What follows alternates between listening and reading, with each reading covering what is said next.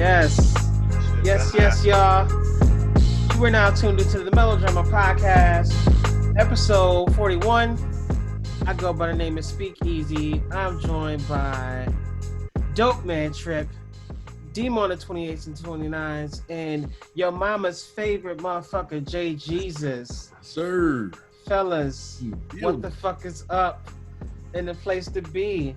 What's going on, fam? First off, I want to just acknowledge Dope Man Trip. You know what I'm saying? Word. I mean, giving his dope man energy right off the top of the podcast. Like, how you feeling, bro? How you feeling? You know what I'm saying? Yo. He's like, don't say nothing. I can't answer you. I can't. He's like, the Grizzlies. we coming off practicing looking hard at episode 40, but I can't talk. Word. Second of all, we did it, fellas. We formed Voltron. We collaborated on air about our Wokest t-shirts and pre-production and the podcast that will never be heard. Word. I misquoted giving JG Trip credit for the eye. See, I'm gonna do it again. But JG came up with the "cause I take naps" piece, and like that right there. If you could just break that down, Just the eye. You know what I'm saying? The whole phrase, that's Trip. It just, yeah. I just came up with the eye. But it just brings us all together. Just see the unity. The eye, that sealed the joke though. Cause fuck it the does.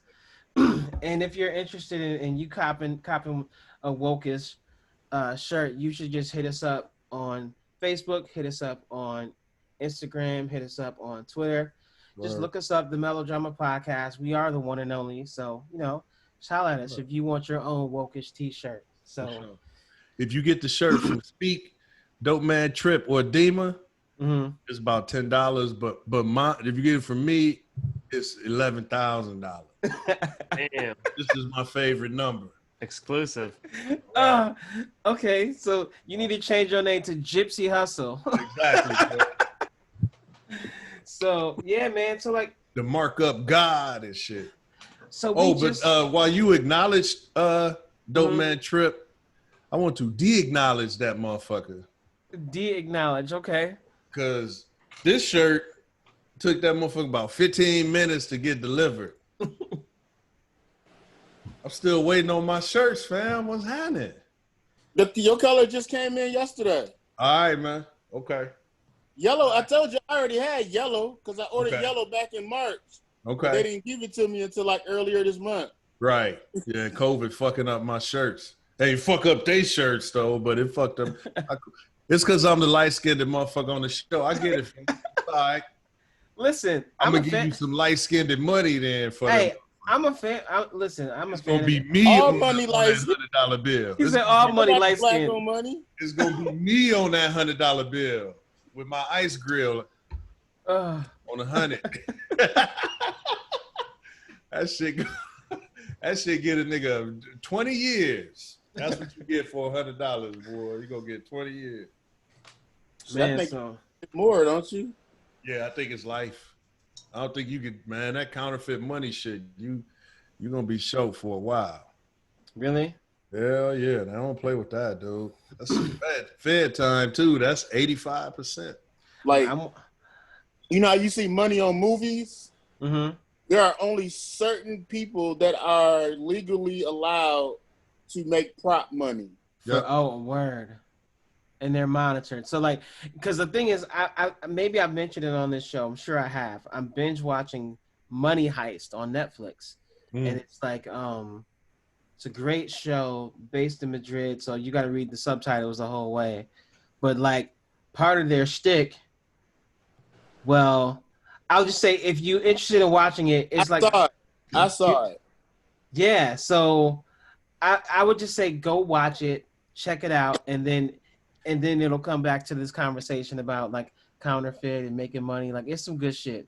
It's like I can say for me, it's one of the best shows that I've seen in a long time. You never figured it out, but remember in high school we had 2 lockers. Maybe nobody. Hold on. Maybe I still haven't figured it out. Look, wait, we had 2 lockers. We had the locker like for our regular stuff. Yes. And then Mr. Sneed gave us a locker. Oh yeah. He always made you put your wallet and shit in there. Yeah. Because we had the stuff in that room to counterfeit money. Hey, fam. Yeah. Hey, today years old. Hey, funny ass. Because you never made it that far. Like, you just played around on, like, the little graphic design part. I mean, But, yeah, it it was a girl in the class with a big butt, and I lost my way. That's right. it. That's But, all you it know, takes. like, I was always in there with Mr. Sneed, and Yep. we had the machine to make plates, and we Yep. had all the presses. Yep, I got that far because like Richard took over for a while. Like yeah. So I definitely seen the plates and all of that. Like yeah. So shout out to Custer High. You know what I'm saying? No, man, I gotta Google the statute of limitations on counterfeiting. Well, we didn't make them. Hold on, no, I'm just saying. He said no. I'm just I thought about it. I'm just curious of counterfeiting money. Do you know what? If I counterfeited money, I would just counterfeit quarters. Oh, good. Okay, it's 8 years, 5 to 8 years. Okay. Oh yeah. Well, I mean, So I discovered in 1982, 83, as a member Upward Bound, yes. how to counterfeit money. Wow. Because the evil genius figured out how a change machine worked at the arcade in the student union. And it just basically scanned the image. It just kind of shine a light on the dollar bill. Oh, it looked at just the image. Look at God. So now I'm in the student union. So you got the arcade, you got motherfuckers getting food and shit, right? But you also got motherfuckers in there doing their homework. Mm-hmm. One day I go in there to get some change. Mm-hmm. It's a motherfucking copy machine right there. I'm putting my dollar in, and I just kind of look.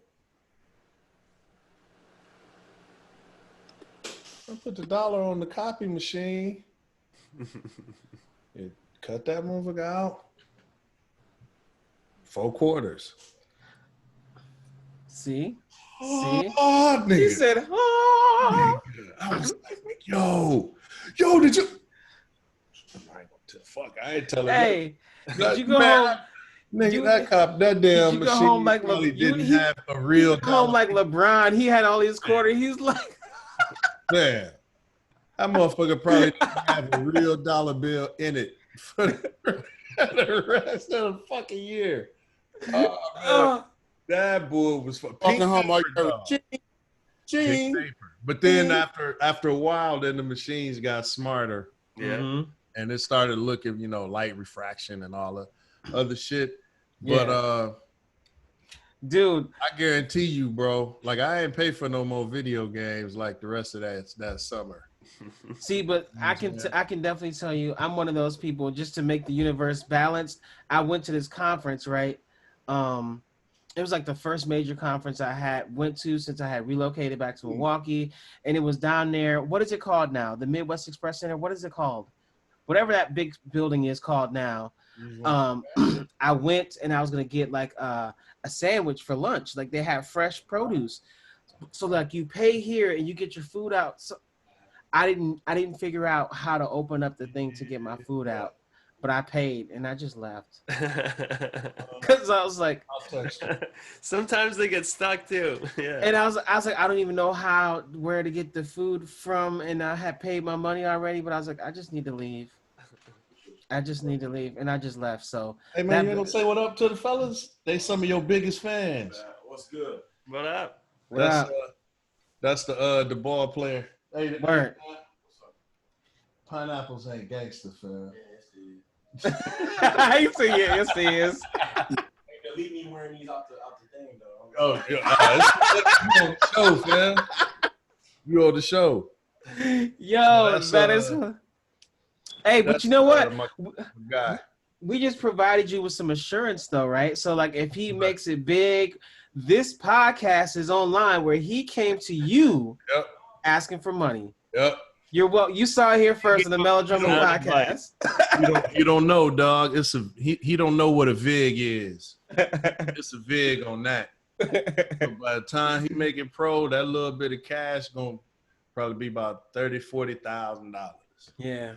It's like, yeah, Day, you know what? Me and your mama, you know, I saw this one comedian. It's like, I hate I can't give him credit, but it was like, when they need money, their arthritis start acting up. Mm. Like you know what would fix my arthritis? A yacht. Man, I'm trying to tell you. You ain't even got to do a lot of walking on the boat. Oh man, dude. So speaking of basketball, we happen to be recording on the day, which would be Kobe's birthday. Kobe Bryant, he would be 42. So like, it's still weird seeing stuff like, he was this, he was that. For me, it's like, it's still kind of odd. And then like, the pandemic is even more odd. So it's like, like, you feel like you're living in a bizarro world. So like, I don't even know if I've personally even come to like, we talked about it in the podcast, like reconciliation that he's gone, but it's like, well, he is, but like, yeah, you know, couldn't do this podcast without just acknowledging Kobe's fucking legend, literally. Sure. So like, in one of those people that like, I think what I can take from Kobe and kind of how he moved and how he interacted, it seemed like it was more like, live every moment, like, you know what I'm saying? So like live every moment and relish every moment. I think it takes certain pro caliber athletes to like, well, I don't know, Trip, you play football and you know football on a level that most people don't. And it seems like for me, when I see people that are extremely skilled, it takes like just that mindset to stay there in that moment to will yourself. Like, would you say that there's some accuracy to that? Like just being able to stay that focused and in the moment that leads to like, that separates one type of player from another. Hell yeah, it is. That shit ain't easy, bro. There's a definite, there's a love for the game that makes you push yourself to always be the best or be better than the person across from you. So you're always pushing yourself. You're always trying to be the best. You're always aiming for that top spot just because you the game that much. And that's why, and I think Kobe said it and a couple other people said it, that once they get to the point where they don't feel that drive or that need to push anymore, then that's when Kobe retired, I think. Oh. Man. I heard, because it's like I've accomplished it all. Like, I mean, I can chase 6 rings, but I don't. But I'm me. Like, okay, wow, okay. Yeah, dude said that. I seen the interview with him when he was like, "Who was that? Who was that talking?" I forgot who the hell it was. Tracy McGrady. Nah, Tracy McGrady. You know, they came up on the AAU circuit in high school. They played together. And they was real tight, like their whole careers. And T-Mac was like, man, when I met that motherfucker when we was teenagers, that motherfucker was telling people he was gonna be better than Mike. Wow. As a teenager, he was saying the shit back then. So that motherfucker, his drive was definitely different than anybody else's, man. Like dude said Hugh Rich was like, man, I played for the Clippers for 4-5 years. So I never seen Kobe anywhere other than the Staples Center. Like, dude don't go out. He don't do none of that shit. Yeah. And T-Mac was like, when back then, they teenagers, T-Mac and them going to the party.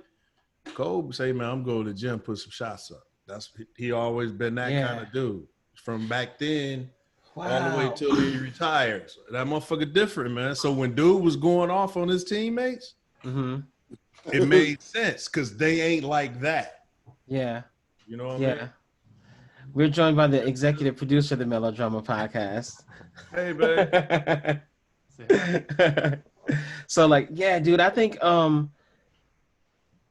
he also, speaking of Jordan on the documentary, he then, it sounds like, changed his position because he was like, on the Jordan documentary, when he was like, well, there wouldn't be me without Mike, so stop comparing me to Mike. I thought that was pretty dope.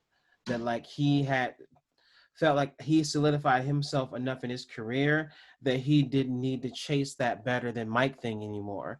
Like that was pretty dope to me. So yeah, man. So definitely R.I.P. Kobe. You know what I'm saying? Sorry about that, fellas. I gotta do some daddy shit. Sorry about that. No worries. Yeah. We were just closing out the Kobe thing. Just, you know, Right. saying like, you know, R.I.P. But happy birthday and thanks for all the dope shit you've done. Hey, fam.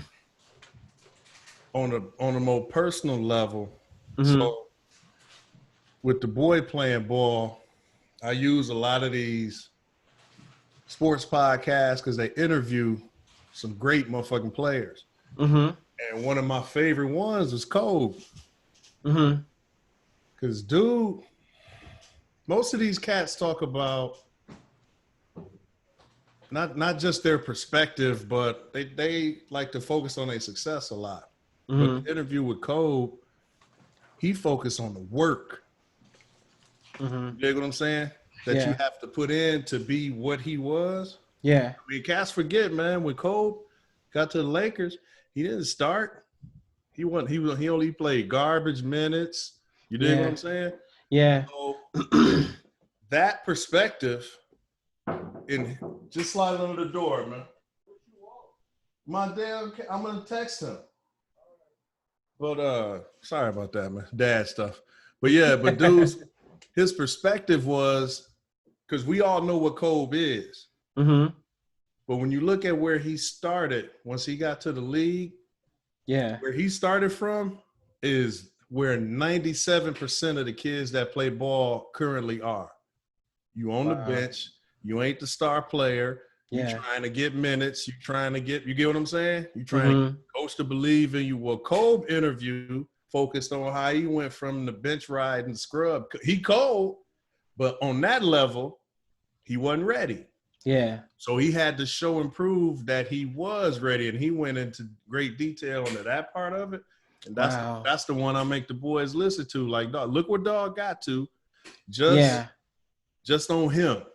And you know what I always wondered, because like I didn't know how sophisticated NBA scouting was back when Kobe was drafted. I thought that I knew basketball very well, but I only knew the game. I didn't know anything about the business. So like, have you guys ever heard anything about why Charlotte even traded him? Like, I wouldn't have traded him. I mean, and I didn't even know, because I was a fan of college basketball, but Kobe came straight from high school. So, but I heard of this kid Kobe. So like, what happened? Have y'all ever heard anything about why Charlotte traded him for Vlade, who was on the decline? It was because you got to remember, dominant bigs were dominant in the game at that point. Yeah. Charlotte they still had LJ, right? They had some cats that they thought could do what Kobe does. They only drafted him to use him as trade bait for Vlade. Now check this out. It's funny you bring that up. They drafted him. They knew the Lakers wanted him.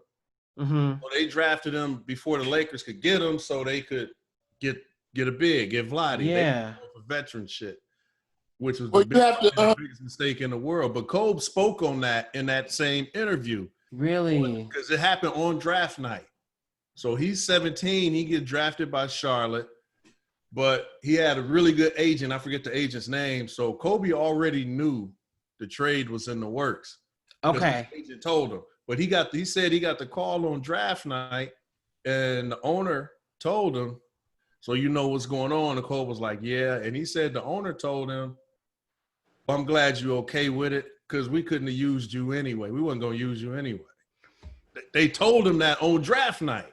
Oh, my God. So dude, Cass was saying Kobe was kind of asshole in his draft interview, calling him arrogant, but he was mad because of that phone call. And he was like, I don't talk to nobody. I just wanted to get to the gym. Wow. And start working on. And he said, dog, I made it a point. Every time I play Charlotte, somebody getting their ass busted. Yeah. You know what I mean? But you got to look at a couple of things, though, Speak, because I see you, like, spazzing out. One, you spazzing out because we know what Kobe became. When you other side of the spectrum, you don't see the end result. Two, you got to look at what else all happened as part of that trade, because usually it's a trade for a person and then maybe some other trade slots in like future drafts. Yeah. And then the other one is Charlotte was looking for an instant effect. Yep. Because they were still young, right? And they need somebody to come in and produce right away. And like JG was saying, Kobe didn't produce right away. Right. Oh, okay. But they wasn't. But he was 17, 18, and them grown men. And they felt so. I can see that trip, but so I guess I'll ask the same question then. Like, and I know, LA is not the only team that's done it. I mean, I know the Blazers passed on Mike, and there's plenty other people like that. So, like, have you guys ever heard too? Like, what did the Lakers see that other people didn't? Like, just like how the Bucks drafted Dirk, but we never intended to keep Dirk. So, like, business part they saw the business part. They saw that the popularity. They had time to let him develop. Yeah, they had a great team. Derek Fisher. They had Eddie Jones. Well, D Fish wasn't playing really. He wasn't, either, but they had Eddie Jones. But they had Eddie Jones, and Eddie Jones was a monster in his own right. Too, didn't they? Huh? They still had the one dude from Racine running point, right? Yes, Nick Van Exel. Yeah, that was a squad. So it's kind of like Kobe said that was like when the Packers drafted Aaron Rodgers. Mm-hmm. They had time to let Aaron Rodgers sit on the bench and mature. Yeah. Kobe got in. He was missing shots. He was getting garbage time. Like, he wasn't the Kobe that we all remember at the end result. So they had time to let him grow into the person he needed to be. Charlotte didn't have that time. Charlotte was trying to get better right away. But also, LA saw they were one of the first ones to see the business of what a cat like Kobe could do, because this was a guard from high school when high school games weren't televised. You had to really like work to find out who was like the top high school players and stuff. It wasn't like it is now where the high school players are all over the news. It wasn't like that back then. But LA somehow figured out, man, all these people all over the country know about this kid. He's going to put some asses in the seats. That was part of the reason they wanted him too. Matter of fact, one of the reasons he got on the court was the motherfucker making the All-Star team, and he don't even start. He was a starter on the All-Star team. He wasn't even a starter on the fucking Lakers. You know what I'm saying? And they was like, okay, look, man, this dude, too many motherfuckers with money want to see it. We got to put him out there. And that's when they started throwing him in the games. But yeah, they saw the business part of it too, man.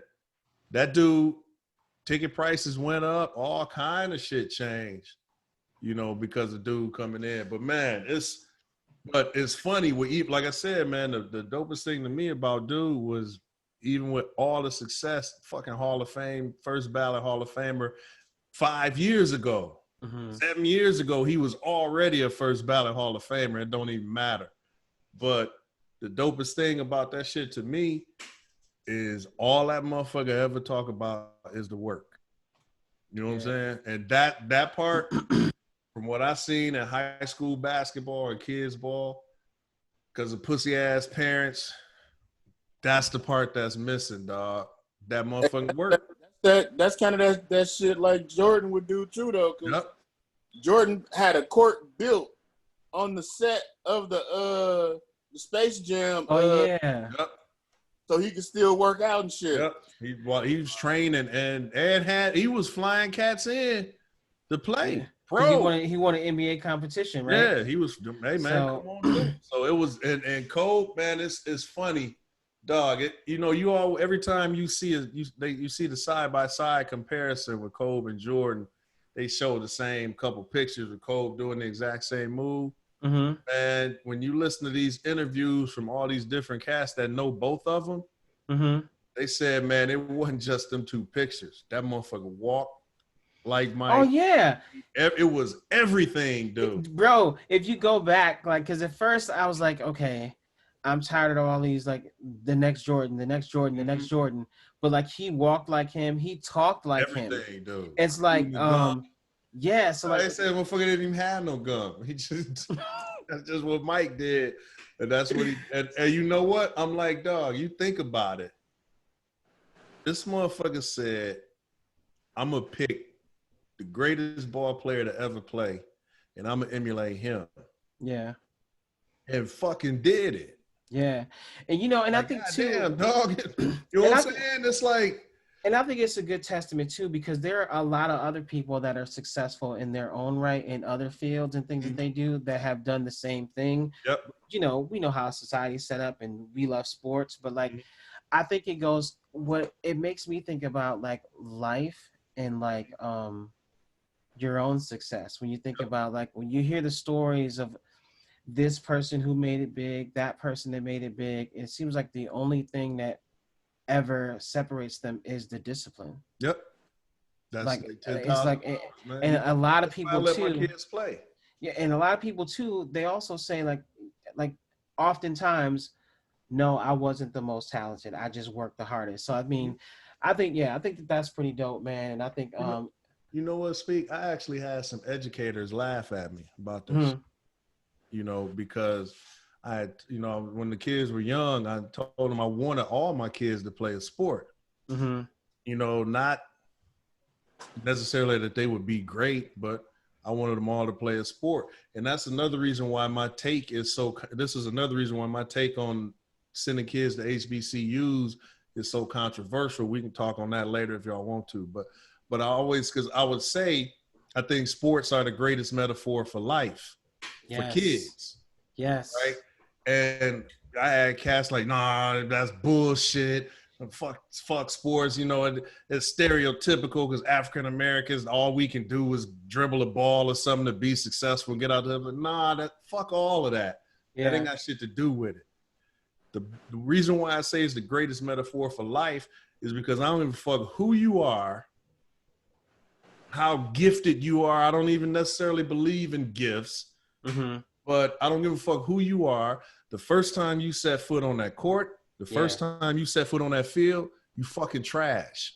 You suck. I ain't never seen no motherfucker walk on the football field for the first time and he the coldest motherfucker you ever seen play football. No, motherfucker, you suck. Somebody will motivate you to succeed, or you're just be willed by work. Right. You got to go put in the work. You suck. You practice your skill, you build your body. Now you better. You put in more work, you get that much more better. Now all of a sudden you great. And what that puts in you is that attitude, that I control my own destiny attitude, because the results are tangible. That's why I say it. Yeah. The results are tangible. You don't necessarily need to rely on hope. If I read a book about how to be great, I still got to hope that shit work. But dog, ain't no hoping. Hey man, last year I couldn't make an NBA 3-pointer. I shoot 50% from that motherfucker now.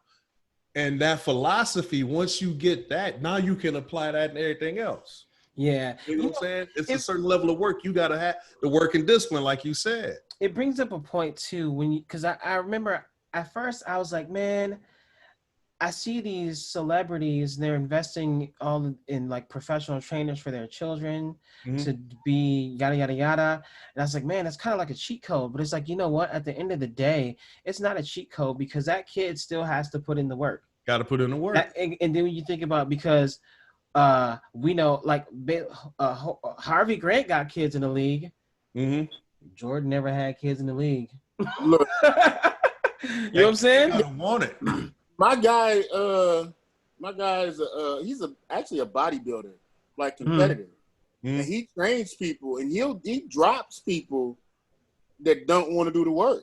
Yeah, because he feel like he's wasting his time. Like even though they paying him, Yeah. Like, you're doing the work, like, you making my brand look bad because you're not seeing results. Yep. But people keep seeing you in the gym with me. Yeah. Ooh, that's good fact. shit. That's good Dude, shit. That's a good son, businessman. Yeah. My oldest boy, he got a trainer now. Mm-hmm. Guess why? Why? Because the trainer saw him and asked me who his trainer was. Mm-hmm. He ain't got no trainer, man. He's like, this all him. I said, yeah. And that motherfucking trainer begged for the boy. Wow. You get what I'm saying? Wow. You need to come over here with me because of kind of the opposite of what Trip is saying, man. Hey, man, you see dude that's cold? Well, he came to me, he was cold. I got him a little bit better.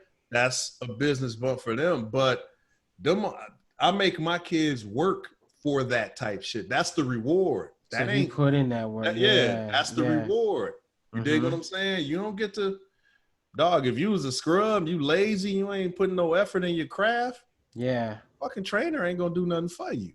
Right. But dude, man, them shoe circuit teams, they came and asked for the kid because of the work he was doing on his own.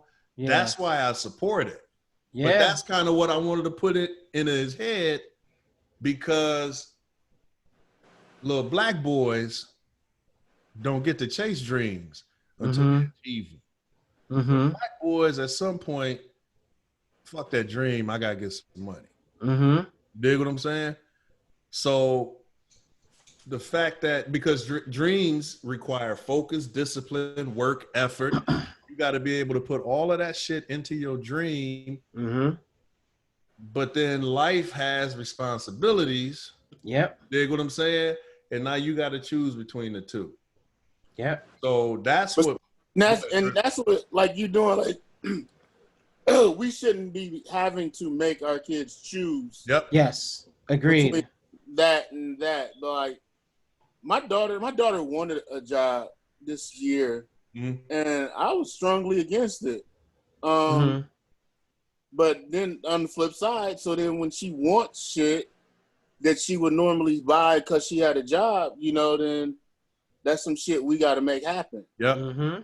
That's facts. Yep. And that right there, that like I tell cats, man, is because they want to act like me and my wife did something. I'm like, nah, man, this shit ain't got nothing to do with me. This all him.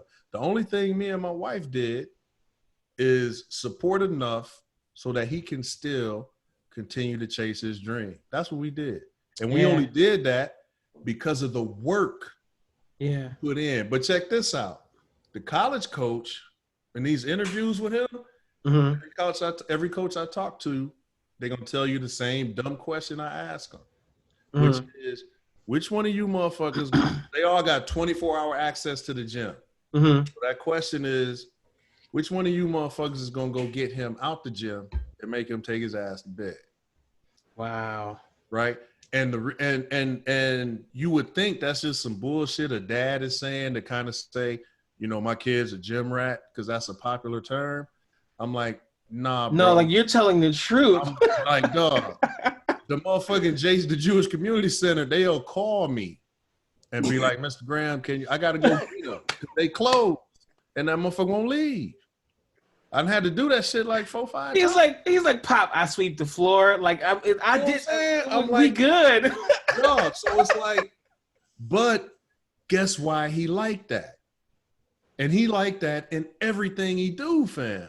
Mm-hmm. Because of that attitude. Because he did, and that's the thing I learned as a dad.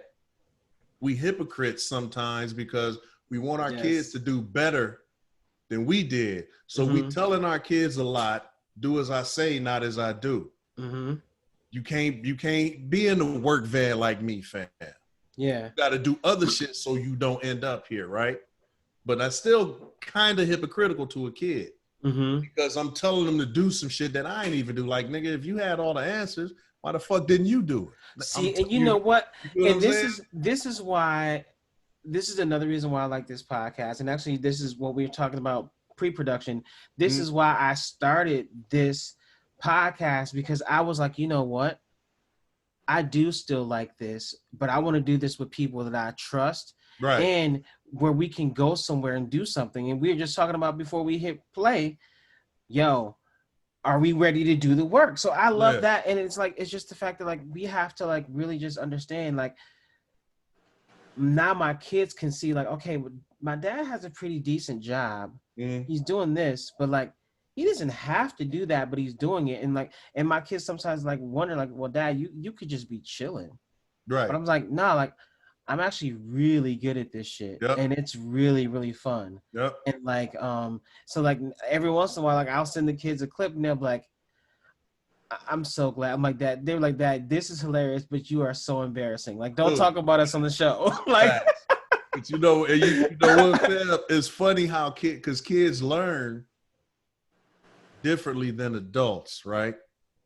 Like I'd have to come and convince y'all of some shit, right?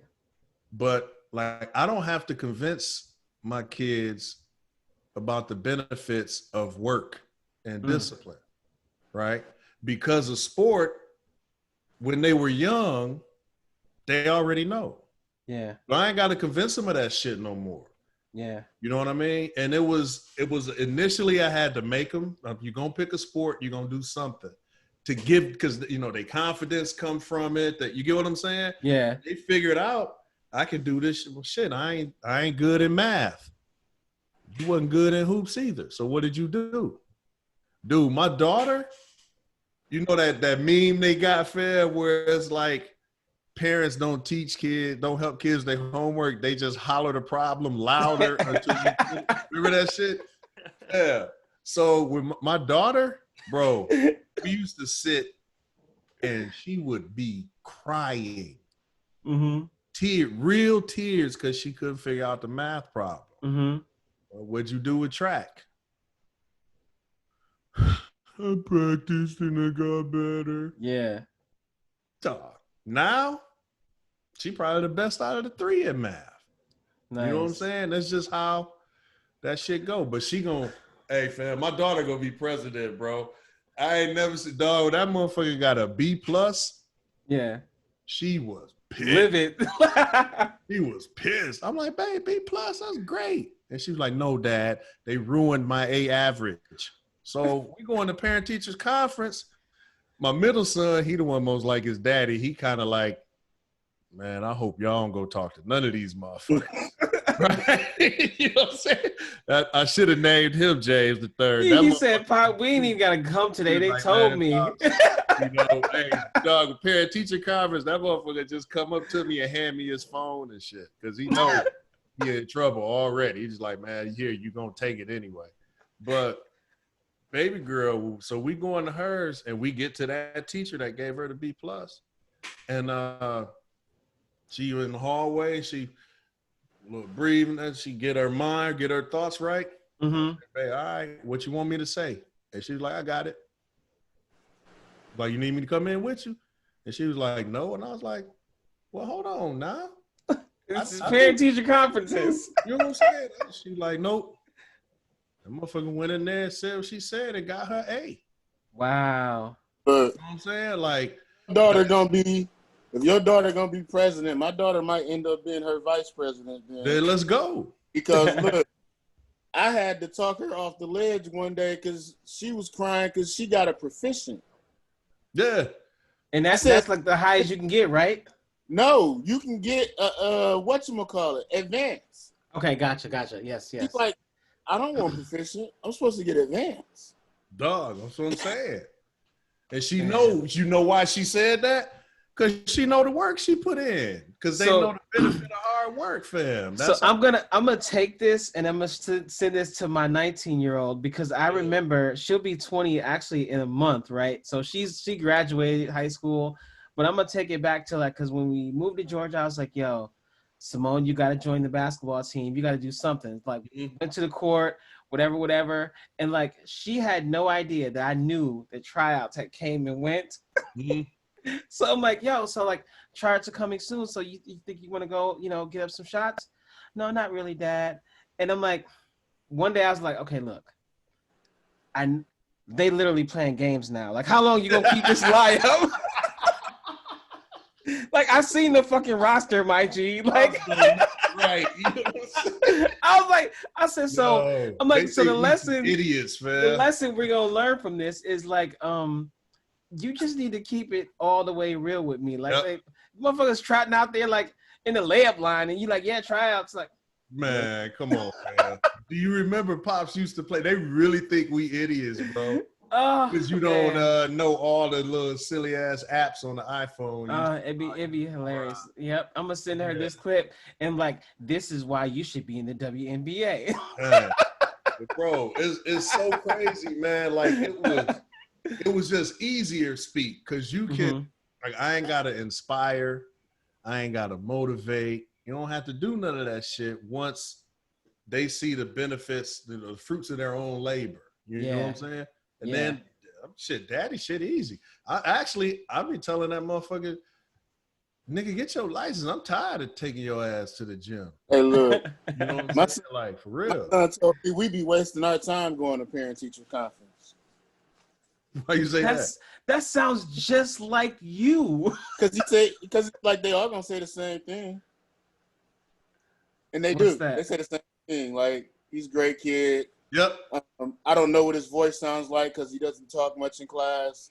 If he would participate more, it would be awesome. Dude, that's the guy I went to school with. The oldest, Dude, that's Trip, dude. I promise that was Trip. Like, Trip was like so smart, but nobody knew he was smart. I'm like, why are y'all letting him? I'm like, why are y'all letting him fool y'all? Like, he is also on the honor roll. I'm not the only person in the crew that's on the honor roll. Cause I'm like, okay, I'm on the honor roll every time, but because I rap, you know, nobody pays really attention. And like, we're always on these honors lists or whatever.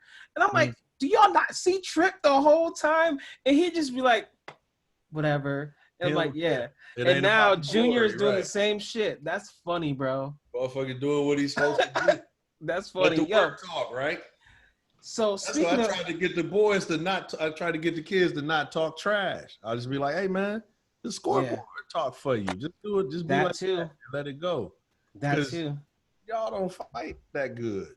You gonna piss somebody off, and then it's gonna be a problem. So just it's like and up at the scoreboard and about your business. They suburban kids, man. They don't fight like we had to fight. You know, it's funny, man. My brothers, my two big brothers, them niggas, they some G's, right? Yeah. So I really I didn't realize it, man. I didn't have to fight that much coming up. Yeah. These motherfuckers knew who my brothers was. Same here. I thought it was me. to quote BBD, I thought it was me. I must be. Shit, I must be the shit then. And they're like, nah, man, it's not. But what cats don't realize, because they don't fight no more, they shoot. Yeah. Purpose of losing fights ain't to embarrass you. That's how you fucking learn how to fight. Yeah. You know what I mean? You're gonna lose your first 4 of them or something. And then you're gonna figure out how not to get your ass. That's how I go. And then you be able to hand out some ass whoops. That's how shit go. But hopefully you lost your first 4 in-house. With my brothers? See, them niggas were superheroes, bro. My brothers were superheroes. You wasn't gonna beat. Dude, I'm a foot and a half taller. I'm a foot and a half taller than my older brother. Mm-hmm. I still don't know if I can get that motherfucker. But that's what I'm saying. You lose your first couple fights in-house when you got to fight outside. Yeah. Because then it's like, okay, I can't whoop him, but if that's the standard, I can whoop everybody else, though. Whoop them, a few of these. That I gotta whoop him because I don't want to have to go home. That too. Yeah, that's true. I forgot about that. There's that element too. And that dude, I haven't because I was raised similar. Like, I didn't really have to have fights, but my homies, they're like, I'm like, fam, you just spazzed out. Like, well, because I knew it wasn't because who they were fighting. It was because who they didn't, like Trip said, who they didn't want to fight. Yep. If they didn't, it's like, let me do this because I ain't trying to deal with nah. That was funny, man. I swear I thought it was me, though, Speak. Cats would just leave me alone because of my brothers and shit. Nigga, I thought I was the shit. And then when that motherfucker, man, but then that's when I found out my big brother moved out. Mm-hmm. He got his own apartment. Mm-hmm. Yeah, shit changed in the hood a little bit. Yeah. Because, you know, now your big brother, that motherfucker like an hour away, he at work and shit. He can't come save you. Yeah. Oh, now I got scrapped. You know what I'm saying? Then it was different. And Yeah, then man. the bosses came and shit, you know what I'm saying? But yeah, I thought I was the shit. I just had an aura around me that just scared motherfuckers. Still said that. They ain't had shit to do with me, dog. This was back before, you know, the light skinned, dark skinned thing jumped off, where light skinned niggas was soft and shit. It was, Yeah. I had a little height, so motherfuckers just thought, you know what I'm saying? But yeah, it wasn't. They ain't had shit to do with me. Shit was funny, dog. I mean, well, you know, my brother, my older brother, he 5'7". I see what motherfuckers bigger than me. And then my big brother, we about the same height. I seen that motherfucker swing a motherfucker like a baseball bat and hit a tree. I seen that motherfucker swing a motherfucker. He swung a whole motherfucker like a bat, fam, and hit that motherfucker with a tree. Dude, you know what? I'm sorry, hit the tree with the motherfucker. But you know the funny thing is, it was like, yeah, that's kind of them dudes. That's why I roll with Trip. I've never seen Trip fight, but it's because Trip don't have to fight. It's like I think he had already built up that real estate, and I just so happened to be like a guest. So like, bro, like, I mean, we talked about it on this show before. Like, literally, that's how we would leave shows to make me seem like I was cooler than I am. Trip would like move everybody out. Trip would move everybody out the way. And I'm like, I'd be walking through like, I am so not this cool, but he's making me look really cool right now. You know why that shit? He's a football player, dog. Think about that shit, man. It wasn't like now where everybody work out. Back then, the only motherfuckers that lifted was football players. Yeah, bro. Like, it was like, I was like, wow, like, they really think I'm cool. Yeah. Because the way I walk through the crowd, but I'm like, that wasn't me. Like, fam, we just got to keep doing the fuck we need to do. Like, Bro, usually the little brother, you didn't realize that if it did become a fight, you was gonna think that I was probably crazy. Because I come from the 206 where ain't no rules. Yeah, ain't no rules in the fight. Ain't no rules. If I can grab it, you're gonna get hit with it. Facts. Still said that. Facts. He said Trip just pulled out a ferret. I'm trying to tell you. I'm like, who walks around with a ferret? Bro, that shit real. Oh, hey, God. Usually, little brothers hate being compared to their big brothers and shit. They sick of that shit, but I embrace that shit. Me and my brothers got different last names. Yeah. They would call me by their last name. Yep. Yeah. Yep, that's me. That's you know what I'm saying? Quick to the motherfucker. Yep, that's me. Man, I probably escaped probably 25 ass whoopers just off their name and shit, bro. I owe them like that a lot, fam. It be like that, man. But that's why we here. Meanwhile, the boy, he can't walk the hood. Hey, it'd be so funny. Like, you know what'd be funny? Hey, but they be trying. But so okay. I don't know about y'all, but like, can't you tell? Like when your kids are pretending like they're trying to be tough at home to see, and they prepare to be tough at outside of the home. Bro. But I can tell, like, I will always bust my kids out like, yo, you know, like you ain't never been in a fight in your life. And they're like, Dad, I'm hood. I'm like, honey, you're not hood. I mean, listen to how your dad talks. So I'm sorry. It's different. And it's not supposed to be. Yeah. Supposed to be. But you know what? My son none of my kids sound hood. Like, my daughter got a southern drawl, but that's because her mama's southern and she spent like multiple summers in the South. Mm-hmm. But my son, that's how you get her. My son talk just straight proper as fuck. Like, yeah. Man, that shit. Even when he yelling on the video game, like, come on, like. Oh yeah, them videos. He said what? So like, dude. So I want to talk about talking about games. The game Nas is like a game changer. Like Nas just released a new album. It's called The King's Disease. Before I start ranting and raving, I just want to know, have y'all even heard it? Yeah, I heard the preview. I heard a couple songs off of. He said that. Okay. I do the previews. You know what, man? I didn't know you can preview an album. I didn't know you could do. Yeah, well, that's because like before you. Heads. I'm on. You can preview the songs on Yeah, Apple. yes you can. Because you can do it through iTunes. Right. Yeah. Hey, you know what, man? I got a question for y'all, because y'all actually, I used to think I was going to possibly try to rap like back in the late 80s, early 90s. Y'all actually did that shit. Bro, why is it so hard for motherfuckers to pick? You know what? I ain't going to say that. I'll say this. Do you listen to the track and feel it before you write to it? Because, bro, this motherfucker be... His tracks don't make no sense, fam. So it's like, do you think...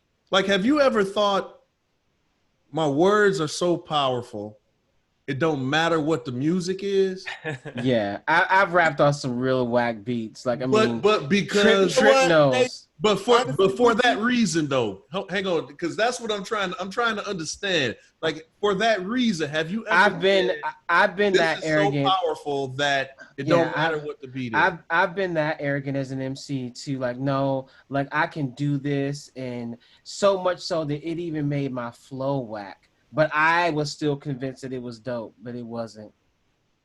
But that's beat selection from Nas for me has always been an issue. But you know why I asked the question though, Trip? Because I don't want to just come down on Nas. It ain't just Nas. It's a lot of cold lyricists and they beats being but then you take them off. That's why Cannabis' career ended. Is really that great of a? He ain't no lyricist. Good beats made him a better rapper. Exactly, dude. Beats. I'm like, I think good beats made Ross a better rapper because like he was very average, but he's like one of my favorites. He's one of my favorites. Dude, because of because of the combo. Now, but I still think even if you took that last Rick Ross album, like Nas could kill those beats.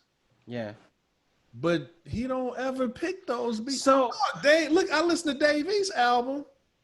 I'm like, nigga, that's your man. Y'all in the same studio. What the fuck? But Dave has his own. To that Dave. So let me ask you this. So before I go, so Trip, do you share this sentiment about this album? JG's sentiment about the beats and shit are whack. I tried to listen. It was a chore. Yeah. Damn. Dima. Damn. Bro, you know what? The preview. When I listened to you haven't heard it? Okay. He ain't heard it yet. Dude, and I'm not saying that Nas bars was whack or nothing. I'm just saying that you gotta have both. Yeah, it just didn't keep my attention. Yep. It didn't. That's oh my God. That's what the music does. After a while, I just felt like he was preaching to me. Mm-hmm. Yeah. But which is weird because Jay-Z preached to you on a 444 album, but the beats was different. Yeah. So okay, I am in the minority. Did you finish the album because it was Nas? Me? Yeah, Trip.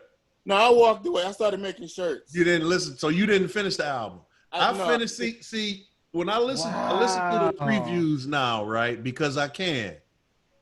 And a lot of the albums that I buy, I don't necessarily have to buy them. Bootlegging is easy now, but if an artist puts out an album that you like, if you buy the album, that artist will continue to make that kind of music. If you bootleg the album and they don't know it's been purchased, they gonna think that shit maybe wasn't hitting, and maybe they gonna try something else. That's my thinking. So I buy the album, but I listen to the preview first. And a lot of the albums I bought, most of the albums I bought, I listen to the preview, some catch me, and then I'll buy the album and I listen to the whole song. Okay. This album I got because it was Nas, Yes. right? It was, I listened to the whole thing because it was not, if this was anybody else, just from the previews I heard, same bars, everything, but if it was a different dude, I wouldn't have even bought the album off of the previews. Oh, bro, I'm so confused. I gotta have both, man. Bro, I really like this album. Really? I really enjoy this album. Like, I'm not gonna jump out the window and say this is an instant classic. I'm not going that far. But and Hit Boy is a very reputable producer. He produced this whole album. He did that one joint, half of the joint with Jay-Z and Jay Electronica, Blinding. I didn't like it. I really enjoy this album. Why like, this motherfucking name but Hit Boy? Here's the beauty of it. I think Hit Boy produces for a lot of artists that are not in our demo. But these artists are really popular. Yeah. You like the album? I really enjoy it, bro. It's dope. Yeah. Then you're right. Yep. Like, I mean, so like specifically, like, y'all didn't feel no kind of way about the Firm song? Come on, Foxy Brown. Her voice sound kind of weird on that song though. I love because she's gotten older, and remember she had something where she couldn't talk for a while. Yo, can I say that on the show? I'm not gonna say that. That's why we need a Patreon. What? I was gonna say because for a while Foxy had the DLC disease. DLC disease. Remember DLC couldn't talk. Remember? Oh yeah. No, it wasn't. No, Foxy lost her hearing. Oh yeah. So is And that why that's is that why her voice changed? Yeah. You heard talk. deaf people talk. You know how deaf people talk. Yeah. That probably her hearing loss probably did change her voice. So she couldn't hear herself talk, so she couldn't. Yeah. You can't make sure you talking at, the right octave or the right level, or or in the right rhythm and shit like that. She might think she sound like old Foxy. So, but the thing is, that's how they said when it first happened. Like, she was in the studio, she was rapping, and like whoever the producer was like, dude, like, what's wrong? And she's like, what you mean? He was like, you off. And she was like, no, I sound good, don't I? And that's when she had to go get checked, found out like some shit was losing her hearing.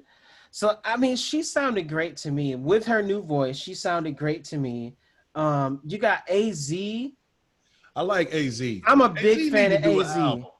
AZ would kill a Rick Ross album. See, but that's the thing. But AZ needs that. He needs that infrastructure, because that's the only thing that he hasn't had. That artists like, and I can't say why, because we come from a hip hop era where some of these people they were real street dudes. So maybe he never made it to a certain level for certain reasons.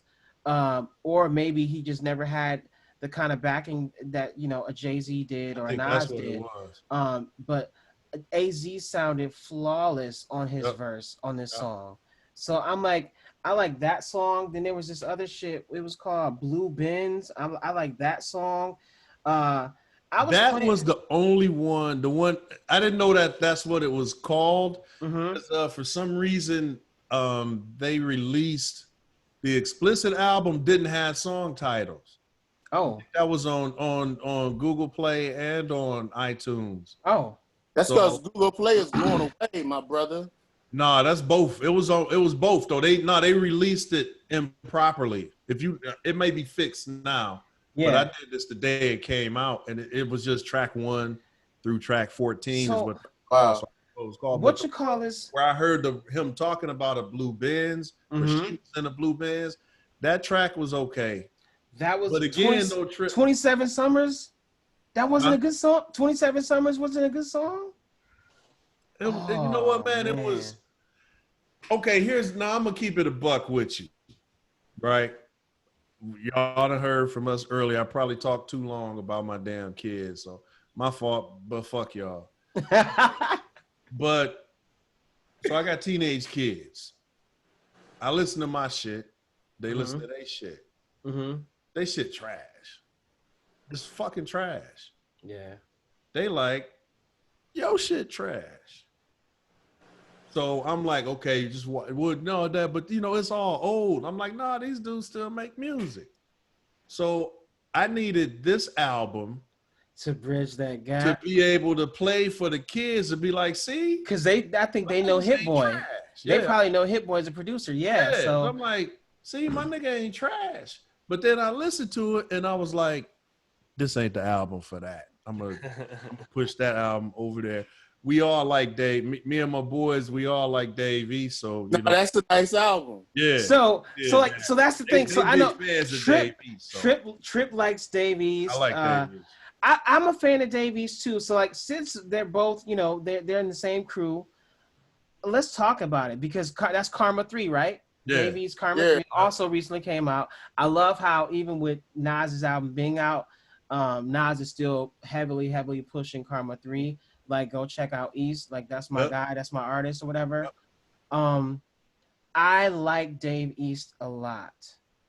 And we started talking about this in the group chat. I really enjoy his music, but I feel at this point, and I'm glad we brought up Rick Ross, because Dave East also picked some nice beats. Actually, I met a guy who produced a Dave East joint, and I was like, this sounds like A-Rap music. And I'm like, A-Rap makes a lot of shit with Dave East. But at this point, I would think Dave East would be a better MC. Not change his style, not sound like somebody else, but with his same style, his same content, just be a little bit more clever with the words. And now that you got an artist like DaBaby, who I'm like, yo, he's a star, but his flow is annoying. Dave East's flow is very similar to DaBaby, but Dave East is more aggressive with it. And I don't enjoy it as much as I used to, because I thought he was going to continue to progress as an artist. But his flow, he sounds the same on every song. And you know why? Because the listeners, they ain't us, fam. They don't grow. He's not making music for the dude that's gonna just sit behind the desk. Right. He's making music for the dude in the streets. Yeah, they don't grow like we that did. Rough, grimy shit. Yep. So they don't want his flow to evolve. Nah. They don't want him to sound too polished. Yeah, we wanted that. You know what? But what about Ross though? Ross was I don't know if he was a street guy, but that's debatable. But he makes street music, but he's gotten better as an MC. 2 Chainz has gotten better as an MC. But here's the thing, though. 2 Chainz was always. You got to look at too, though. What? So we keep talking about how good Ross is now. You also got to look at how long Ross been in the game before he got to where he is now. Understood. Ross and Jeezy hit the first came out together. Yeah, that was Port of Miami 1 did not hit like that at first. Like, that's fact. You had some listeners, but it wasn't a favorite the way he is now. See, and I think okay, go ahead, bro. Like Jeezy was like a favorite, like from jump. Yeah, Jeezy but now was that when dude. You look at him, it's like a total role reversal. And now like Ross is like everything he put out is like a hit. And you know, Jeezy is kind of like, I'll listen to Jeezy. His last album, I liked it, but I listened to it because it was Jeezy. So like, and I guess I also need to put the disclaimer out there. For me, I like to see growth when in an artist's style. I like their style to evolve. So like another example of that, we talked about, I believe 2 Chainz kind of evolved. We talked about Rick Ross kind of evolved. Stopped devolving. Okay. 2 Chainz stopped devolving. Dude, he stopped devolving. Because you're saying he was always that good. He's actually better than what you're hearing now. Well, I've heard him on some shit that he's always dumbed his shit down. Yeah, but that's what the people wanted. That's I like to hear him. When I say he stopped devolving. Yeah. So like another artist too that I liked as his career progressed. We talked about it before.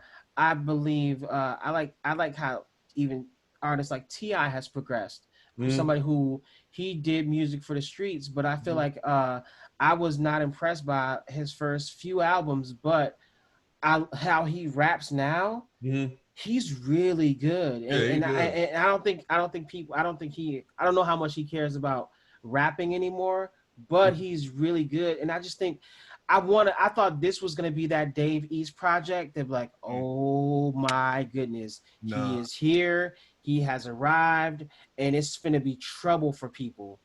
you know I what? thought this was gonna be that album for Dave, and it's not. I was hoping it would have been that EP he did with Snoop, Okay. but for whatever reason, it didn't come out. Only the one song came out. That Cribbin' for Life song came out. Yeah. Dave can spit, but he's also dumbing it down. You know what, man? You got to remember their target market says shit like they don't like Black Thought and Talib because they use too many words. Yeah. You get what I'm saying? So when I said that they're not the audience ain't like us, they don't grow like we did. And if you want to be in this, hip hop was different for us than the music they listen to is for them. Yeah, and I think you know what? what I definitely agree because we're just heels off of the one song that's like I think it was number one or maybe still is the Meg Cardi song WAP, which like if you noticed, a lot of people covered the song, a lot of podcasts covered the song, whatever. But we here at the Melodrama Podcast, we didn't flinch because we like, yo, this is just classic hip hop shit. Yeah, it's always going to be a beautiful woman who is actually rapping well, but talking that talk. So like for me, I didn't flinch. I'm like, this is just another hip hop classic, and it's like people like may cringe if I say that attach that word to that song, but I'm like, no, historically in hip hop, these songs work, especially when you flip a historical hip hop song and you do it justice. That song had everything in the making to succeed. Yeah, that's what it's like. Yeah, you know what Ray Parker Jr. said. He said every hit is a nursery rhyme. If you think about it, he said you can always hum it. You can hum the hook. It's always a catchy hook. 1, 2, 3 chords at the most. He's like, but it's always a nursery rhyme. It's the simple ones. Now you buy the album and you hear the album cuts. That's when the artists really get to express themselves. But he's like, dog, the hit, simple shit, repetitive. I remember Snoop was like, he's like, I listen to this shit now. I'm like, that's a hit. He said the same thing 25 fucking times. That's a hit.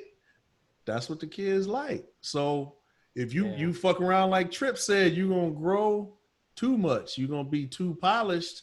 And I think that's what maybe gonna be like, man, Dave, he's changed. I think that's what happened with Lupe. I believe Lupe has evolved so much as an MC that he sees things that other people can't quite see yet. And it's like, kind of like the Electric Circus album. He just got weird Trip. Kind of like the Electric Circus album, like really good ahead of his time. Don't ever bring that album up again. He sees the same things that everybody else sees, but he chooses to rap about them. And the thing is, if I'm trying to release or escape, I don't want to hear you rap about the same shit that I'm trying to release or escape from. Hey man, there's a lot of sad motherfuckers in hip hop. I think it's Kendrick hit on it in one of his albums on the one song when on ADHD when he was like, if it ain't no melody and the 808, motherfuckers don't want to listen. And he tripping off his generation on pills and scissor and all that. But I mean, like that Juice WRLD motherfucker, they swear by that dude. And then especially when he passed, and also XXX, it's like like they were calling like some young kids were saying like, okay, for you old motherfuckers that don't understand, he's our Tupac. Yeah, basically. Like a lot of kids refer to him as that, and they be dead ass serious about it. Yeah, they do. But here's the difference between that though, because like all of they shit be like, I'm mad, I'm sad, I ain't got no friends, my girlfriend fucked another nigga. But like all of that, that's all life. of they shit. Yeah, that is life. that's but teenage like, life. Yeah, but the flip side to that is like when they be like that was their Tupac. Like Tupac had that angry, that mad, that sad shit, but then he had that party shit too. right. What happened? Like hip hop lost that part where the MC was really just telling you like how he was the coldest motherfucker. Yep. They don't do it do like that no more. They don't do that no more. But that's why, as far as and then the party music part of it is keeping it a buck. All about taking drugs and shit. The women actually do the WAP. I think is a party song. Like I could see WAP getting the dance floor packed, and chicks losing their minds. They love that shit. I mean, that's what you want, right? So it's like, but the dudes. I mean, what dude is making the party joints now? Drake. I mean, I guess. You know what I mean? I really don't like that motherfucker. So when I hear his music, I get angry. I don't really feel like partying and shit. But I'm not a party dude right now. You know, I mean, 22, 23-year-old dudes, they might hear that shit and it put them in the party mood. I'm not sure. Right. You know what I'm saying? But I think to Speak's point, he right. But I think we grew as far as our taste because the MC grew. You know what I mean? They pulled us with them. Now we're trying to pull the MCs with us, and it's not gonna happen. You know what it is, and that's not even. That's partially it, but not completely. What it is that the dudes that we listened to was really our age, right? They grew in our age range. So we all grew. It's pretty much like we grew up together. The genre too, though. Right. That's what I'm saying. But we all grew up together. Yeah. So they grew, we grew, what they rap about grew, but it grew with us. Right. But whereas like now our kids are in a different spot. Yep. And I'm not gonna say all kids, because my daughter be upstairs knocking like Biggie and shit like that. Right. But the kids that like whatever the new shit is, that's because that's what they can identify with right now. Yep. And that's like that's like when I was saying speaking, I was like, "Do you like the Nas album?" You said, "Yeah," and I was like, "Do you think it's dope?" And you said, "Yeah," and I was like, "Well, you right." Yeah, that's missing. But you know what I think too, Trip? I think the genre. See, we grew with the artists and the genre itself. Yeah. So I think that's that growth that Speak was accustomed to, because we went from Melly Mel them to LL them to Rakim them. The genre grew. Because if it wasn't for LL, motherfuckers would have been on that. I went to the party. Guess what? Motherfuckers would have still been doing that shit. Yeah, because LL started. LL changed that shit. And and then Cass would have still been hollering loud as hell over the drum beats until Rakim. Yeah, hit it with the smooth flow and like smooth flow, and Cass would have still been bop bop bop bop with their bars until Rakim started throwing them extra words in there, and then Cool G, you know what I'm saying? So we grew, like so the artists grew. Who's that? Kumo D changed the whole. Was it Kumo D changed the whole battle rap approach? Because it used to be battle rap, be like who get the crowd hypest, and then Kumo D came out and actually started rapping about the person he was going against. This Busy B, he killed killed him, bro. Man, and so like talking about like hip hop, like I definitely couldn't end this podcast without talking about like yesterday, like I was a guest host on a podcast, State Sessions, and like definitely check it out. It was a guest host with Promise. The rapper, the MC from here. Yeah. Okay. So, we were fortunate enough to interview Dave Mays, the guy who created The Source, and we talk about evolution in music and shit. Like, The Source, the magazine. yeah, the Source magazine. So like, we talked to him yesterday, and we broadcasted like in the hood. We were on like 26th and State, like Yeah, just he a pop-up hood park. dude. So dude, it was so cool because like we're just asking him about, like how did The Source come about? You know what I'm saying? Because I told him, I said, look, I can't speak for everywhere else, but for us in the Midwest, The Source was like the hip hop Bible. Like The Source was like that shit. So man, he walked us through all of that shit, bro. He talked about how he started this shit in the motherfucking. It goes back to the earlier conversation about Kobe and the work. He said he was going to Harvard, bro, and he was like doing his shit out of his dorm room, and he didn't even have the capital when he blew up. He didn't even have the capital to actually create an office yet, but he had to finesse him to get where he can buy this space. But like, the only thing is, like, I asked him also, like, what would you tell upcoming creators? And he said the same shit. And it's like, some people, I remember going to seminars and hearing these people talk. I remember hearing DJ Z from DJ Booth and hearing Ill Mind, and they all these successful people say the same shit. Because Dave Mays was just like, you have to believe in it, and you just got to work at it, and you got to be relentless. He's like, I have a degree in like something about government or some shit, he said, Dima. And like, I got to tell my parents that I just got this shiny degree from Harvard, but I'm going to go do hip hop magazines. Right. Like, he was like, you just have to have that undeniable like will. And I'm like, The Source, man, like when I got my first coverage from The Source, that was like, I remember when I didn't know if I was not going to be known as Speakeasy. I was just actually going to go by my first name. And I remember like, yo, if I ever make it to The Source, I made it, bro. Like, I made it. And like, as print magazine starts to decline, like, damn. But like, when we hit The Source with the project we did that had like Sky Zoo, Torre on there, the WWE P that we did, where it was taking like wrestling theme songs and flipping them into hip hop songs, and that shit got posted on and featured on The Source, and then 2 Miles an Hour got featured on The Source. I was like, fam. And I don't even know if Dave if he even still involved in The Source, but that it's because of what dude created. Yeah, it made me want to be there. Remember, like, and we talked about fucking hip hop quotables, fam.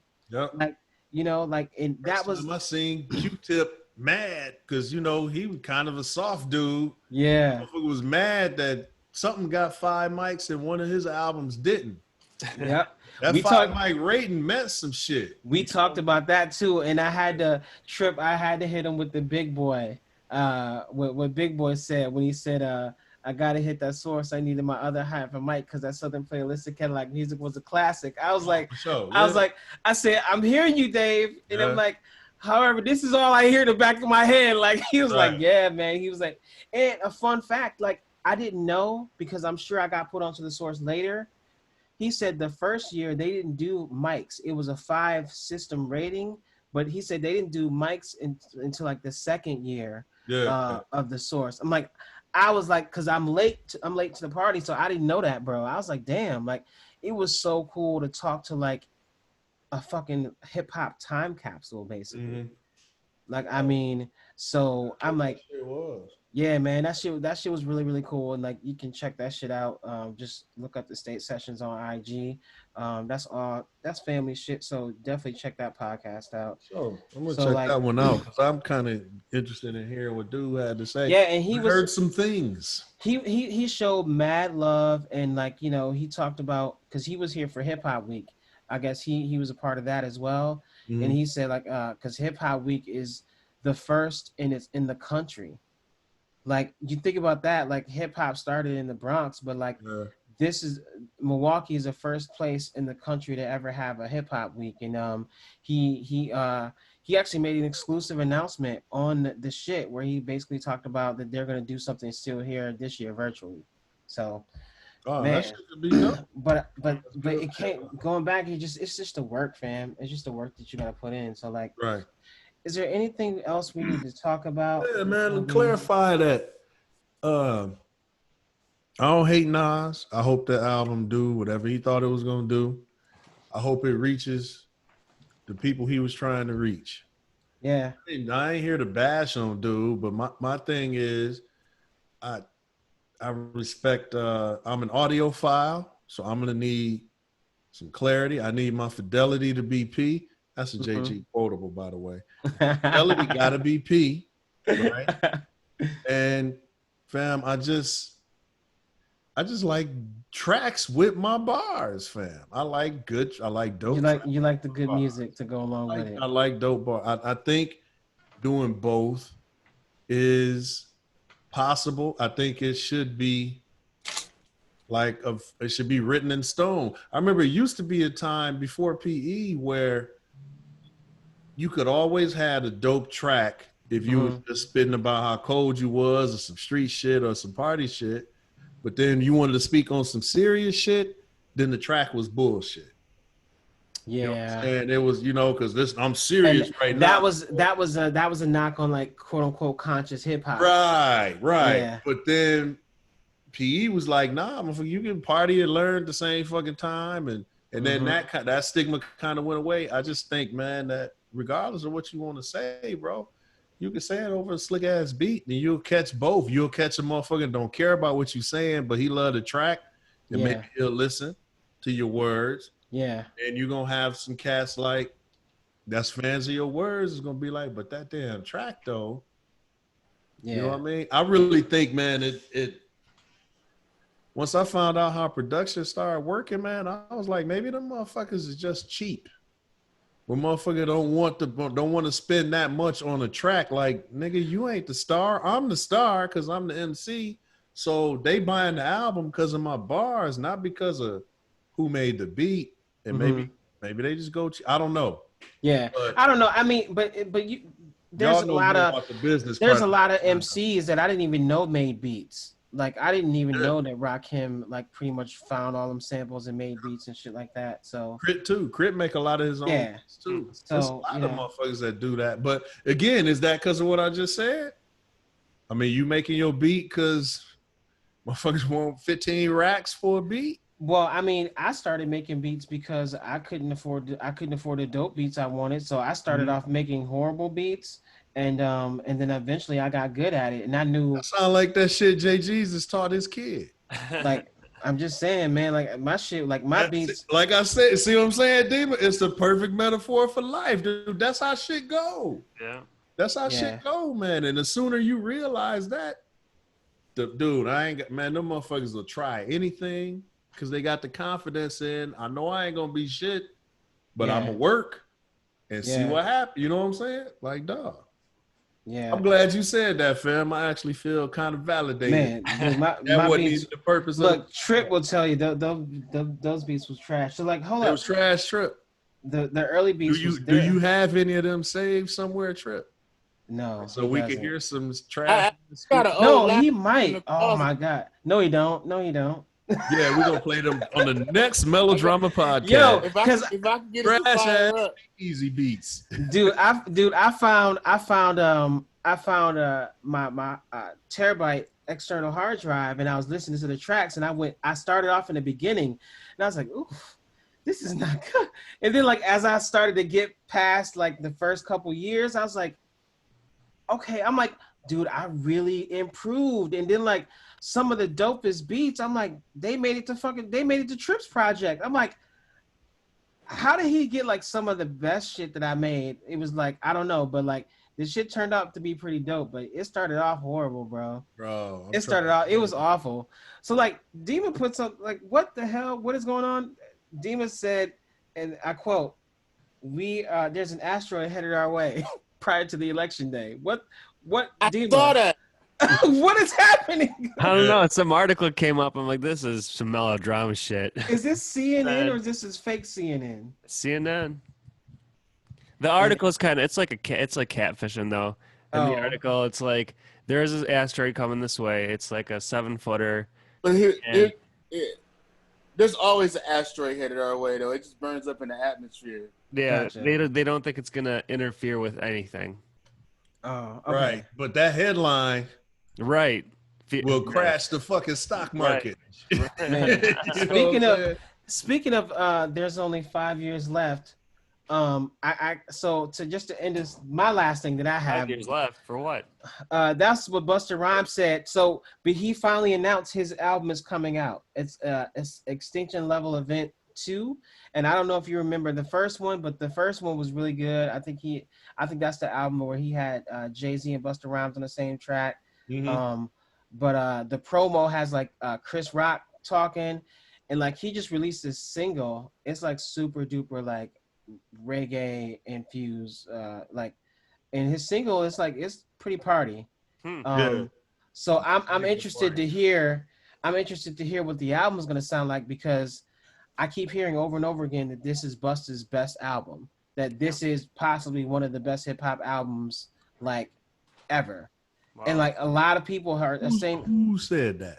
So I'm hearing like some, I listen to a lot of podcasts of folks that are kind of supposedly have a hand in the music industry, and like that's what folks like that are saying, like some like a few former execs and shit like that. I'm a fan of Busta Rhymes. I'm looking forward to it. Right, I'm a fan of Buzz too. So I'm just not a interested to fan hear. of the current day motherfuckers that say shit like that. I'm not a fan of them. I'm a fan of Buzz. I'm not a fan of the quote unquote modern day music aficionados. Yeah, so I'm interested. I'm interested to see what this album is going to be like. But yeah, so Trip, any parting words for the people? Nah, not nothing I could think of. He said, nah. No. Hold up. So how much time? How long has the podcast been? Do we have time? Hour and a half. Okay, so like next episode, maybe we'll talk about the. We're supposed to give a shout out just to help for the positive feedback that we got. Oh yeah. So we'll save that for the next episode. I'll let that motherfucker know. Yeah, we'll save that to the next episode. So we'll navigate through that. So cool. Well, man, this has been another great episode. Again, if you want a Wokish t-shirt, hit us up on IG, hit us up on Twitter, hit us up on Facebook. You know what I'm saying? It's Wokish because I take naps. You know what I'm saying? That's like, pay particular attention to that. So Melodrama Podcast, episode 41. We couldn't care less, but we fucking love y'all. Peace. Peace. Man. So here we go. Is the recording off? Yeah. It looks like the Zoom is still recording.